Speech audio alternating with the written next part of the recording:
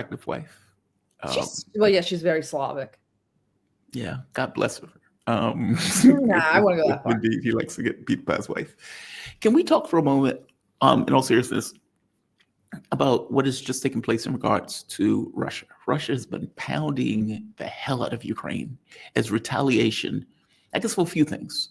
One, probably for this awareness that long-range strikes are now going to be allowed into Russia. Ideally, I mean, there's some contradiction with that. Maris came out and said it's very possible he let the cat out the bag early. Trump, or the reporting is that Trump is thinking about it.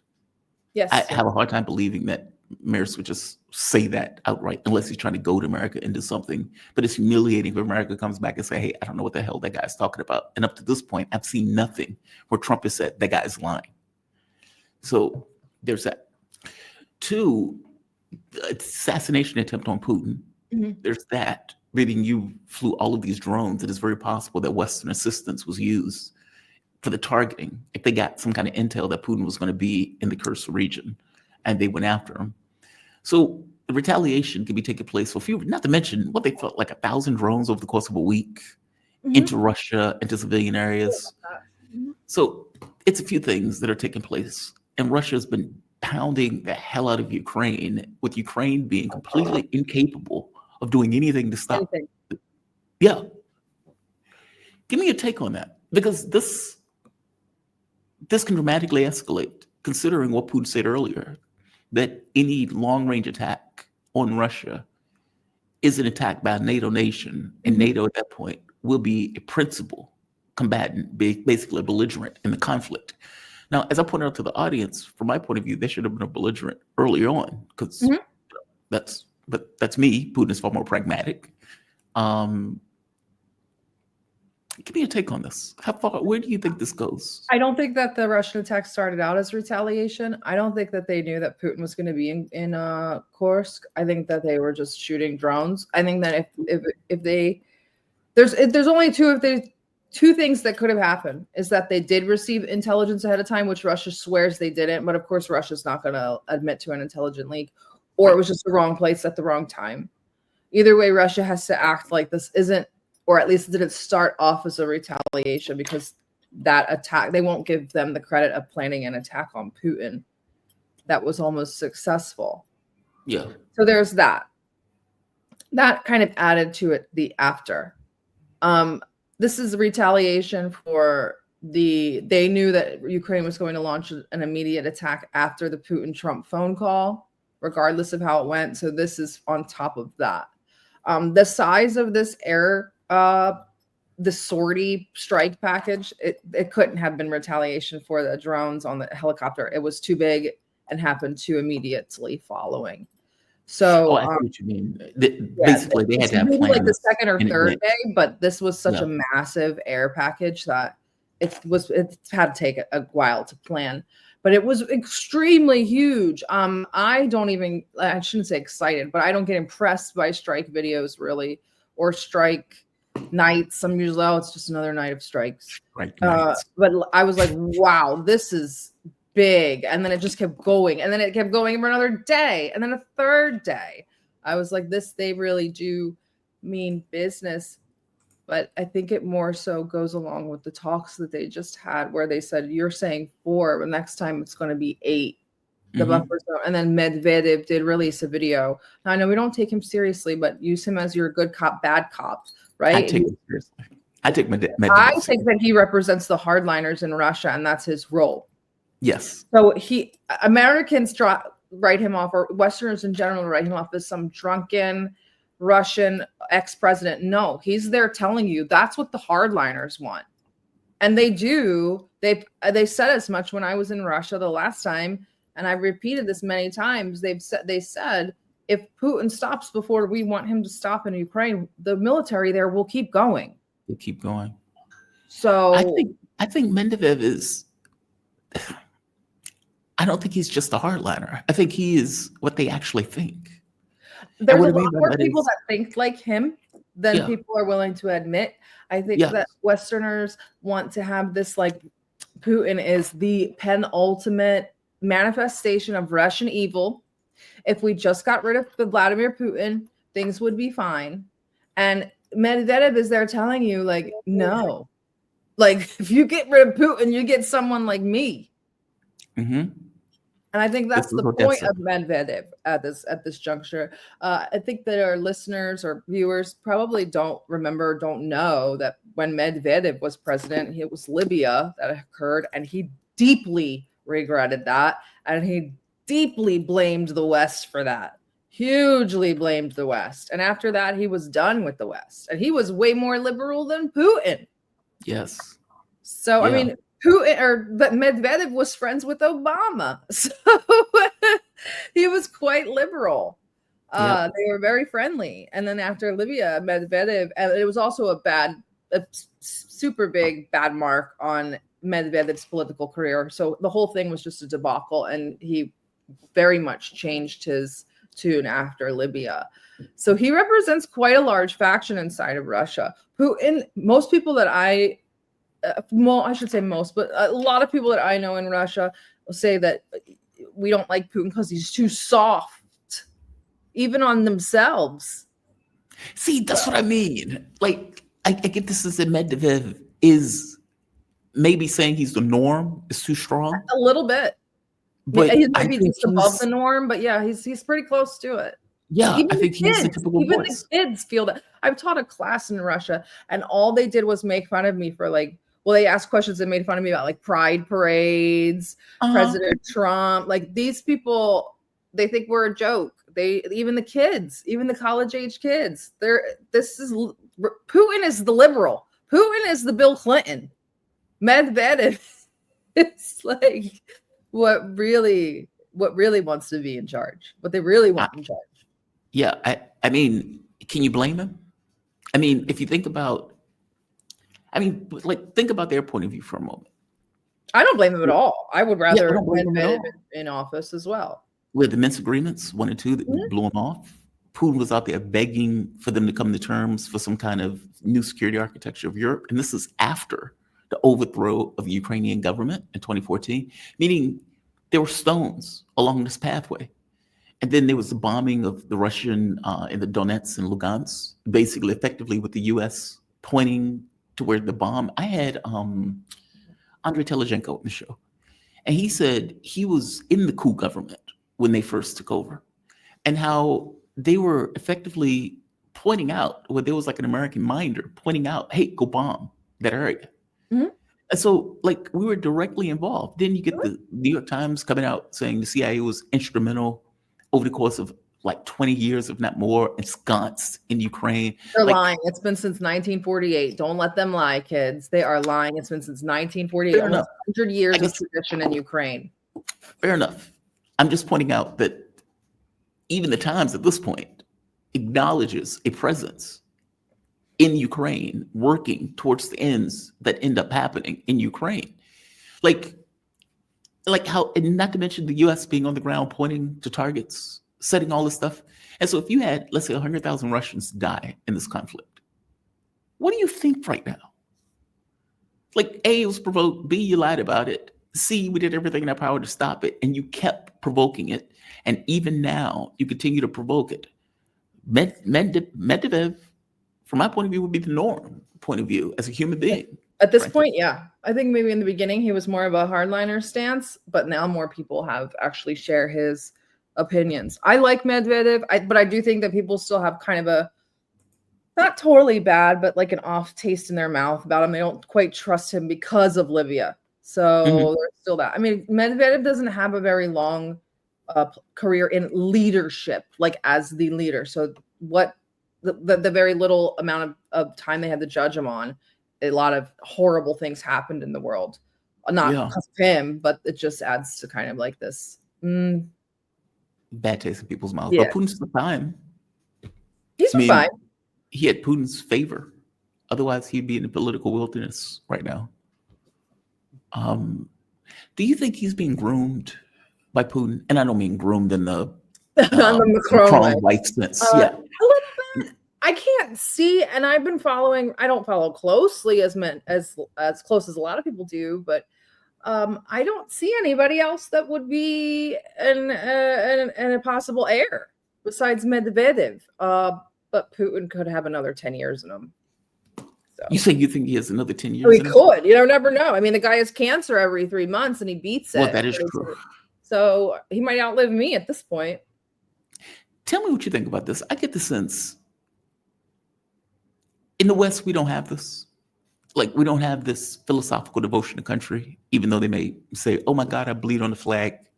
Ultimately, they just use it as a cash-making mechanism. Either I'm going to enrich my cronies or enrich my party or like the members of my party. So you get Nancy Pelosi making all of this money in her political career, which is just outrageous. Or Donald Trump, who is using crypto tokens and having his kids run around the world to make as much money as they possibly can. You haven't seen the news since you've been live. It just came out. Dude, I don't know what we're doing here. Trump media has announced a $2.5 billion Bitcoin treasury created from stock sales. That tariff insider trading, there you go. That's what I mean. Like, it is over the top. And add to that, putting $20 trillion on the debt in order to give him and his cronies tax cuts. Tax cuts. I'm that's sorry. Over the top, right? I'm not a tax bill person. I don't care about tax breaks either. I'm not one of those people who even pays attention to that stuff. But for the Republicans to shoot down your tax bill, what was in that tax bill? It didn't even get out of the Senate. They were like appalled. Even the Republican senators were like, what because they were putting $20 trillion on the debt. And on top of putting $20 trillion on the debt, attacking the poor. So they were going to cut food stamps, cut services, all of that stuff. And Trump is like, hey, no, it doesn't raise the debt at all. He's lying through his teeth. It puts like $5 trillion on the debt almost immediately, which is the reason why they had to get rid of the parliamentarian, because they only had a $4 trillion debt limit and he was going to blow past it right off the bat. So the Republicans looked at that and was like, this is effing outrageous. What are we doing? I was promised 90 deals in 90 days. Now, I didn't vote for Trump. That's what I was promised. I was promised 90 deals in 90 days. I told you before the inauguration, Trump, you weren't going to end the war in 24 hours. So we'll let that one go. Yeah. But I was promised a lot of things in a very short amount of time. And I was told they were going to happen lightning fast. And we have not gotten one deal in 150 days. So where are the 90 deals in 90 days? Where is all of this relief? Where is the gas price droppage? Where I went food shopping yesterday, and I'm also not one to complain about this because I'm not a budgeter or a couponer. What a nightmare. Sarah, Trump said the grocery bills have gone down. And not yesterday. He goes shopping all the time, apparently, at the grocery store in DC. I mean, it's nonsense, right? Like Trump makes his own groceries. $117, and I'm like, what did I get?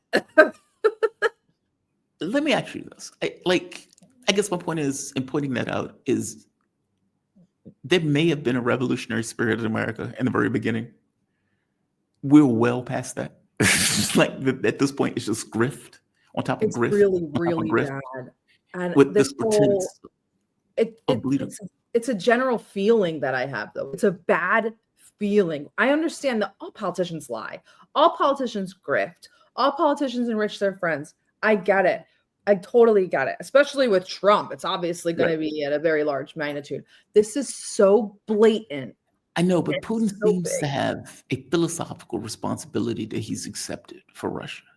Like, meaning it seems to go beyond this notion of just grift. It seems to go to, it's different in the East. It's different when you get into the civilizational states. They have a much bigger obligation to their people, when you have, say, all right, I take over China, I'm now Xi, I am holding on to a people with a 5,000 year history. Yeah. And the magnitude, if I F that up, is huge. For America, it's like a blink. Even 200 years of history, that's nothing. Because it's not a situation where, as it was in China, 200 years, and they were like, all right, we can now F this up. Do you get my point? Whether it's 200 years or 5,000 years, there's a disconnect. And I think this boils down to the capitalistic system. Meaning, I agree, and I hate to trash capitalism because everybody loves capitalism. And I do too. I live in it.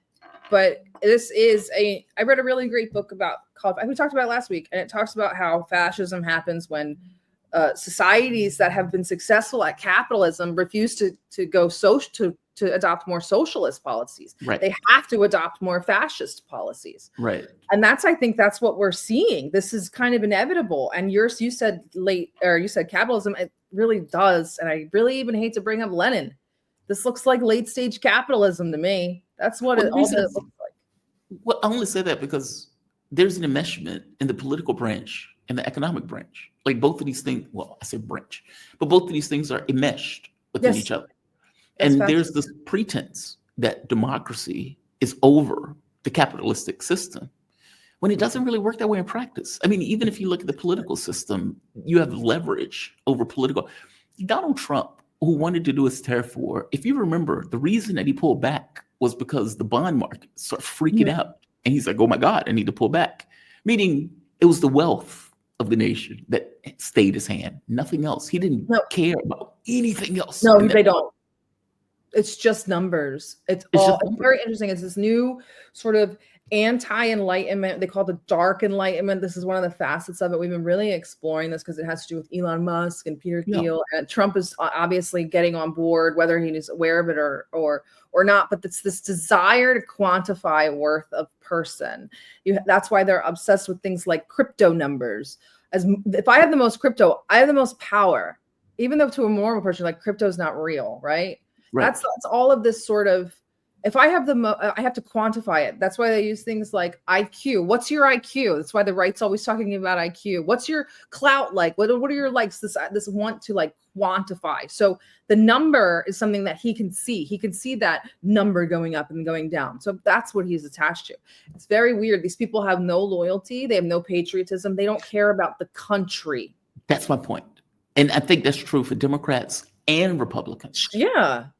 Like meaning, but that doesn't seem to be true for Russia, even though it's a capitalistic country also. I know China, fair enough. China's, like you said, civilizational. So is Russia, technically, in political science stance, they're a civilizational state. Well, they've been around thousands of years, right? Yeah, they are more capitalistic. I don't know. I feel like countries that have gone through a communalistic or a communist era just have different cultures than us. They have a different understanding of the greater good. For us, it's so funny because for us, it's like, well, the Dow's doing good. And that's the greater good.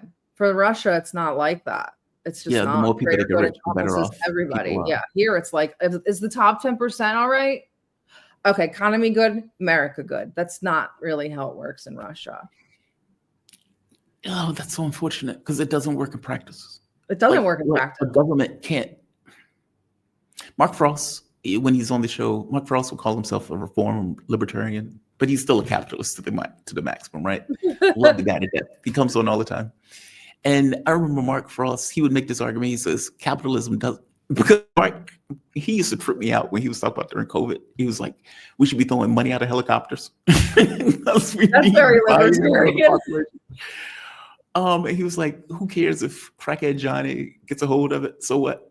If he's going to buy more crack, he still also is very giving money to somebody. Well, right. But his point is like capitalism requires buy-in. And if you don't have buy-in, you don't have a society. Like it just doesn't work. There's so many people that can't buy in. Well, that's his point.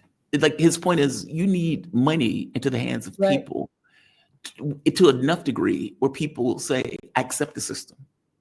Meaning I am getting something out of this. So I accept it. I feel like I'm pulling along with you. I'm not being left behind. I'm contributing to this. It's contributing to me. We're in a symbiotic relationship. I can survive like this. The moment that you lose that, you lose your government and you lose your country. That's his point. Literally happening. So really great, really great point. But see, my argument with Mark is always, well, that's obviously going to happen. Like meaning, you may have schoolboy capitalism at one point. Schoolboy capitalism grows up. Right. And every incentive in the world is for those people to do exactly what they're doing right now, which is maximize their profit at the expense of everybody else. Why it's wouldn't also they do it? A culture thing, I think, because there's the individualistic ethos of America is right. Plus, China, India, Iran, Russia, all these civilizational states are much more pragmatic. They don't just learn from their own mistakes, and they have thousands of years of them. They learn from other people's mistakes. So the route that the paths that those countries take is not going to look anything like the path that the United States takes. So we're a completely different country. Yeah. So it's very hard to watch. It's kind of hard. It's hard for me to watch because these people are in an absolute denial that like this system is breaking. It's breaking. The trust is completely eroded. It's really bad. This doesn't work. I know that. No. I don't know what does, but this shit doesn't work. And this idea of get rich or die trying, maximize your profit at the expense of other people. I mean, for God's sake, they're running a government and they are literally the richest man on the planet is firing people. Save money. Yeah, firing some of the like middle class people, if not poor, in order to save what $160 billion. And yeah, so he can go to Mars. And putting $20 trillion on the debt. So you are arguing to me that we need to fire the poorest people in this country and take their health care. And take your health care. Like this is outrageous to me, right? Like, but they would say, no, this is great. This is a big, beautiful bill, and people are going to be making so much money that you'll be able to buy your health care. And no, I know we're getting they don't know that. Sometimes I think they don't know we exist. They're very much like I jokingly talk about Arrested Development. Like what could a banana cost? $10 is a really famous quote from this. They have no idea how we live. No idea. Like, you're going to make so much money. You're like, I don't know how to play the stock market. They're like, wait a minute, you don't? I don't think they care one way or the other, frankly. No, they don't. In the same way that Donald Trump will put a video up of it, and I'll let you go after this. What's his name? Pete Hegseth put a video up of the military. In fact, I'll show you this video. It's so egregious and it's so over the top. And I know that what they're trying to show is, the military is now made of manly men. Herculean men who get things they got rid of all of the trans people, and Pete Hegseth's doing it. Like we've gotten rid of all those people and the gays and everything else. So now we just are next. Yeah, it's like we want our military to look like the Russian military, like these werewolves that are eat people alive. Then you better go to real war if you want your military to look like the Russian military and stop playing video games and doing drone strikes. So in this video, I want to see if you notice something in this video. How long is this? Okay, it's a minute 33. I'm gonna let it play out. And at the end of it, I'm gonna ask you if you've noticed something bizarre in this video. Well,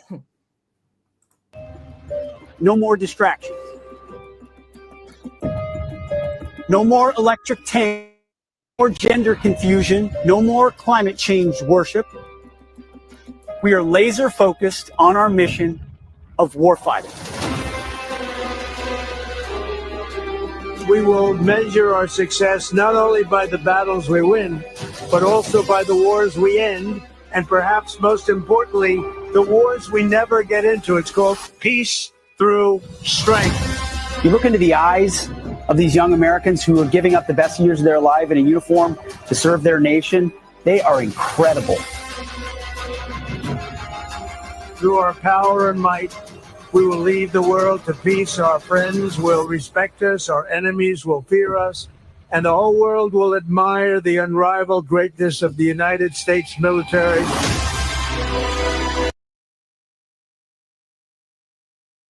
Stop this right there. Did you notice anything weird in this video? Well, I mean, I noticed a lot of weird things, that the SecDef and the president are narrating a weird PSA for the military. Where's that? It's very strange. I'm go to this scene right here. Well, that's when I like took a breath, because it's funny when I will always say, like, my aha moment in the Navy was when they made us watch videos of us bombing other people, and I was like, I'm done with this. All of those are civilians. Yes, they're civilians at an Eid celebration after Ramadan. Yes. But they tell us it was a circle of Houthis getting ready to bomb a ship when they're I don't. Donald Trump put that on Twitter, by the way, and chest thump about murdering all of these civilians, saying, look how strong our military is. And then we lost in the end. We had to capitulate to them. Yes. So in a video chest thumping about how great the military is, A, they put in them murdering a huge number of civilians. B, they point in those same people who they just bombed eventually won. Mm-hmm. And talking about the resilience and strength of the Americans as we show a group of Yemenis that beat us in sandals with drones that cost no more than $2,000. The magic of it. And this show has been amazing, but it's been such a black pill, but I mean that in the nicest way. And MAGA will eat this up and say, we are so back, baby. No more trannies in the military. We're all strong. We're bombing those brown kids in Yemen again. Wow. Like, you know what I mean? Like, MAGA is really sick. This whole thing is really sick. I've been exploring the privatization that this government, this administration is doing in these theaters. Namely, I focused on Gaza. I'm finishing up an article today about the privatization of Ukraine. It is worse than you can imagine. They're not going to end Ukraine, Russia. Now I know, after researching, I'm like, oh, this war isn't ending. Well, they don't seem like they want to end it. In fact, they're escalating it. I mean, that was the whole point. I'm not Russia and Ukraine. I'm talking about America. They don't want to end it. The EU and America have billions of dollars in private contracts in Ukraine. And they're picking up more right now as we speak. They want to end it, though. Like, my assumption was they wanted to hand it off to Europe while the U.S. Palantir and Anduril just got $1 million contracts, over $100 million apiece. So while our government might want to get out of it, America doesn't want to end the war because it's very profitable for our capitalist cronies, all of our Peter Thiel mafia and Elon Musk. Didn't Poland say something like, we're going to make a lot of money off Ukraine? They will. Rebuilding or something like that? They will. Like, yeah, you are. They know the game. Everybody knows the game. They see this disaster capitalism. Their eyes light up. A new Iraq? Oh, this is so bad. It's really bad. It's worse than people want to talk about, honestly. I'm glad we talked about it. And it's evil in real terms. Oh, it's funny, like, using the term feels epic. No, it feels silly. If you're like, because I don't really do the whole. I mean, I'm obviously religious. I'm religious, but like, I don't do the whole good and evil. This is an existential battle. But when I'm researching, I'm like, this is so dark, and evil. It's evil. It call it what it is. I mean, and I don't mean this in a religious sense. I mean this in a literal sense. I mean, they provoked a war that didn't need to take place.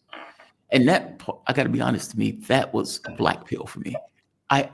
God, man, it took me a while to really grasp, holy shit, this is a real war. Like, I just couldn't wrap my head around this idea when I first started at the radio station that they provoke. And I know, look, you can call me naive, fair enough. I was naive.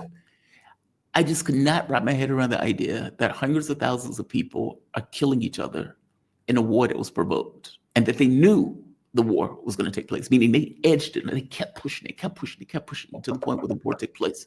And then for them to have these propaganda exercises in regards to war fighting. So it's like, yeah, we're going to go into Kursk. No, there's not really a military significance for it, but fuck it. Let's go into Kursk.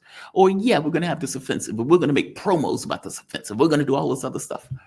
And it's like, you guys are getting all of these people killed for what? Like, it's so dark. And then you add into this, like, hey, now we can make a ton of money off the fact that we got all these people killed. And we don't even care about the Ukrainian lives. We're just putting in money. They're putting in their lives. This is perfectly great for us. This is the way they're thinking about it. They don't care about Ukrainian lives. They love the fact that they're going to make a ton of money off of rebuilding, quote unquote, Ukraine and whatever's left over Ukraine. As you point out, the contracts and everything else. It's grotesque. And yet this is the way it functions. So, Sarah, thank you for this. I always appreciate needed combo, a sad combo, but a needed combo. Thank you for having me. That was a good one. I needed that bet. So I feel better that like someone else sees it and I'm not like Chicken Little, because sometimes I'm like, I'm being dramatic, right? It's not this bad. I don't think you've been dramatic at all. I think I'm not being dramatic enough. I don't think you're being dramatic in the least. As I tell my mom, life doesn't matter. And that's hard for people to wrap their heads around because they grow up thinking that it does. Your criminal justice system says it does. Your parents said it does. And yet when you get to the international stage, Do we need to blow up an entire apartment to get one guy? Yeah, fuck it. What's the big deal? Do we need to, like no bullshit? Right? Like, Like, if a drone strike this wedding, there's a guy there I don't like. All right. yeah, there's one guy. Yeah, we're going to kill 100 people, but fuck it. Let's And do not only it. that, we're gonna put it in a promo. We're gonna put it in a promo. I mean, And that's put it in like, a I tell promo. this story a lot when they made us watch it on a ship one time and they played Turn Down for What by Little John. And I was like, I'm done with this. This is so dark and evil. I can't They deal with it. played Turn Down for What as they were killing people? Mhm. Wow. It's the military. I get it on some level, right? No, I mean, it's not supposed to be like that. A soldier is supposed to have compassion for, especially an American soldier, is supposed to have compassion for the civilians on the other side. But they're supposed to. Vietnam showed that we don't, and then Iraq and whatnot, but they're supposed to. In a see, that's a tough one for me. Yeah, look, as a flat fact, conceptually, you're right. In reality, that's never the way it happens. No. Like, you put a human being, you could put Martin Luther King in a military outfit and send him off to war. He will commit war crimes. The process compels itself. It's a systemic thing. Like, okay, man, I don't know if Martin Luther King is going to kill people, right? But I guess I'm pointing out, even the best of people in that system, your friends get killed. You may have people that get injured. You feel some kind of way about it, even if you're in the wrong. I remember I blew up at this woman, God, and I feel like an asshole for doing so. She was in the Iraq War. Her guy got into this back and forth about whether or not they had weapons of mass destruction in Iraq. And she kept saying, yes, they did. And I lost it. I went into a blind rage because she was being obstinate, for one. And then it's like, I can't believe people even still believe it. Cheney. Yeah, it was like even Dick Cheney acknowledges that they didn't have fucking weapons of mass destruction. And you're sitting here telling me this? And after the fact, I had to apologize to her, even though I'm like, I can't believe you still think this. But again, in her mind, if they sent you off to war for this, maybe you need to cling to that as your rationale for what you did. And she told me, she says, look, we did some insane shit out there. Oh, bad. Yeah, we did bad stuff. Yeah. So, Sarah, thank you for this. That was a long goodbye. That was a Midwestern goodbye. Yeah, it is. I'm sorry. That's okay. Have a good Sarah week, Jamarl. I'll probably see you next week. Hopefully I will see you next week. Sarah If the Bils, world doesn't blow up, we'll see each other next week. Well, I just mean that hopefully you would say yes. Oh, of course. I'll always say yes. Sarah Bils is an independent journalist, U.S. Navy veteran, and co-founder of DD Geopolitics. By the way, when is the next time the show comes on YouTube or live? Thursday with Nick. Okay, so in 2 days. Nick Cruz? Yes, Nick Cruz. You should jump on. I'll text you. What time Thursday? We go at noon Eastern. Or noon my time, noon Pacific. 3 p.m. Eastern. Okay. I will hit you up on that. Yeah, let me know. All right. I'll see you later. Bye. Yeah. You have a good one, okay? You be safe. All right. Sarah Bils, shout out to her. She is fantastic. I always enjoy those conversations with